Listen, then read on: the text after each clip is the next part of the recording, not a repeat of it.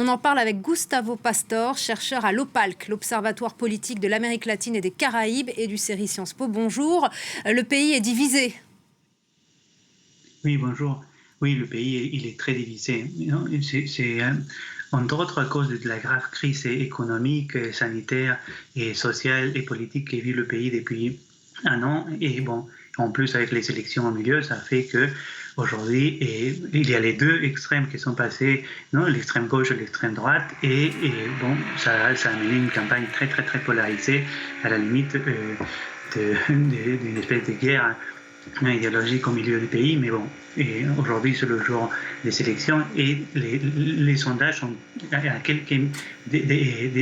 c'est à un demi-point de différence d'un côté et de l'autre, on ne sait pas vraiment ce que va se passer. Le Pérou est l'un des pays les plus touchés par la pandémie. Est-ce qu'elle va s'inviter dans cette élection ? Oui, tout à fait. C'est invité depuis le début. Le Pérou est le pays avec le plus de morts par million d'habitants. Et ils ont rapporté 180 000 morts pour un pays de 30 millions d'habitants. Ça fait 1 sur chaque 20 Péruviens qui est mort. Et alors ça fait que, bon, aujourd'hui, la campagne était totalement bouleversée parce que, bon, tous les candidats ont dû parler du Covid, ils ont dû s'adapter au Covid, et c'est surtout les électeurs qui ont été très en colère vis-à-vis de leur classe politique traditionnelle.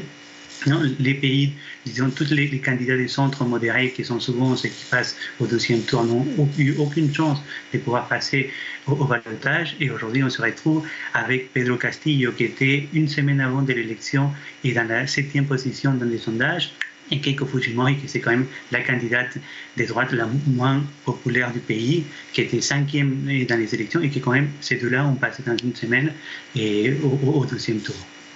Les bureaux de vote d'ailleurs viennent d'ouvrir, on vient de l'apprendre au Pérou. Si l'abstention est très importante, à quel candidat cela peut profiter ?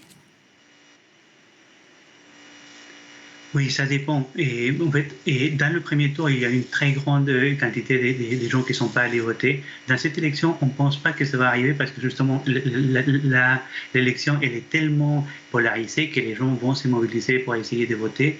Et ça dépend parce que soit c'est les gens des quartiers riches et des villes qui ne vont pas voter parce qu'ils ont peur de la Covid, et ça irait contre la candidate Fujimori, ou soit c'est les gens dans l'intérieur du pays que c'est très difficile de pouvoir y arriver à voter parce que c'est très loin, et ça irait contre disons, le candidat Castillo. Alors, je pense que, et c'est pareil à l'extérieur, au premier tour, il n'y a pas eu beaucoup de gens qui sont votés, et là, les gens sont allés voter dans une grande majorité, justement parce que d'un côté à l'autre, ils sont en train d'essayer de gagner chaque vote. Non, il y a même les familles vont avec leurs grands-parents qui normalement ne votent pas, justement pour avoir un vote de plus.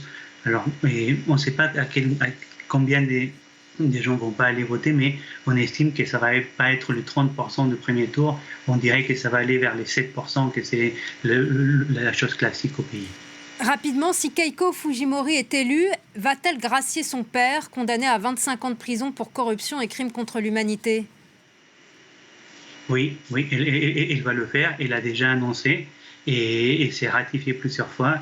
Alors c'est presque certain qu'elle va le faire. Et même toutes les gens qui l'appuient, que c'est un peu la droite et le centre, et les médias et tous les gens, disons, qui font partie de l'établissement, non, et sont tous un peu d'accord qu'elle puisse faire ça. Parce que dans cette élection, il y a comme l'établissement qui se sont passés du côté des Fujimori et disons, le pays profond qui veut un changement dans le pays qui est du côté de Pedro Castillo. Non? Alors bon, c'est une campagne très inégale, et disons, dans les médias. Merci beaucoup, Gustavo Pastor, pour votre analyse sur France 24, et merci d'avoir été avec nous.